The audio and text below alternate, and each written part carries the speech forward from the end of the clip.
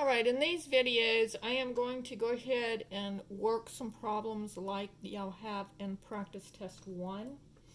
And so I'm going to do about 4 or 5 problems per video.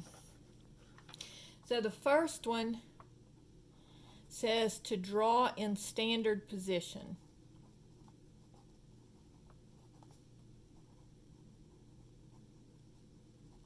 And it says you want negative 4 pi over 11. Alright, so when I'm drawing this in standard position, I know I have 0 here, and then I would have pi here. And I want my denominator to be, and I'm going negative, so this would be negative pi. And so I know that I want my denominator to be 11, so this would be 11 elevenths. So negative 4 is before you get to negative 11. And so I know that it's going to be down here someplace because I'm going in the negative direction. And I'm not as far as negative 11 elevenths. So I asked myself, is 4 closer to 11 or to 0? Well, 4 is closer to 0, so that tells you that it's going to be in the 4th quadrant. Now, when you draw it, so you want it to look like this, all right? But when you draw it on the homework program, what you have to do is you have to put a dot here and then a dot here, and it will draw this line. And then be careful because you have to do a dot on the origin and then a dot here for it to draw this line.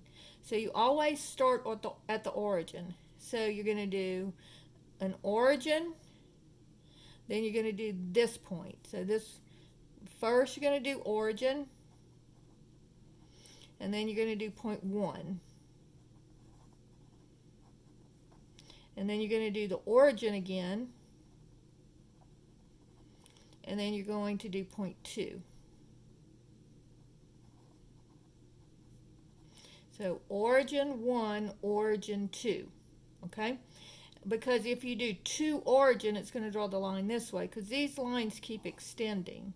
And so you have to make sure that you do origin first to draw the line, to draw the ray.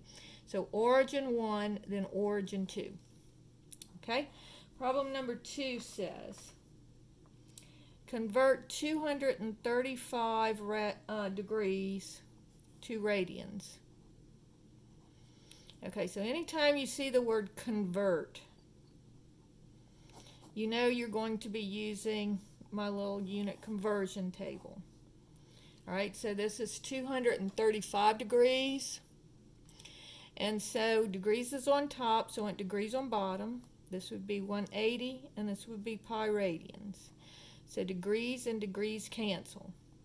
Now, leave the pi alone, and let's go ahead and do this on our calculator. So we're going to do the ABC button. So we're going to do ABC, 235, ABC, 180. Right, so it makes that fraction. Now it's going to reduce the fraction for us. So it gives us 1 and 11/36 as our answer. So we're going to now change that to an improper fraction by doing second function DC. So up here is DC. All right, and so that gives you 47/36. So it's a second function in ABC changes it into an improper fraction. So this will be 47 pi over 36. And that'll reduce the fraction for you. All right. And then problem number 3 says convert negative 5 pi over 4 to radians to degrees. So again, we're going to use my little unit conversion table here. And here I want radians on the bottom because radians is on the top. And I want degrees on the top. So I know that pi radians is the same as 180 degrees. All right, so here I'm going to notice the pi's cancel and the radians cancel. So I'm going to go -5, ABC 4, and then times 180 equals -225. So this would be equal to -225 degrees. Now you can just do 5 times 180 and then divide it by 4. And you get, and I forgot to put the negative, but it would be -225. So that is how you work that problem.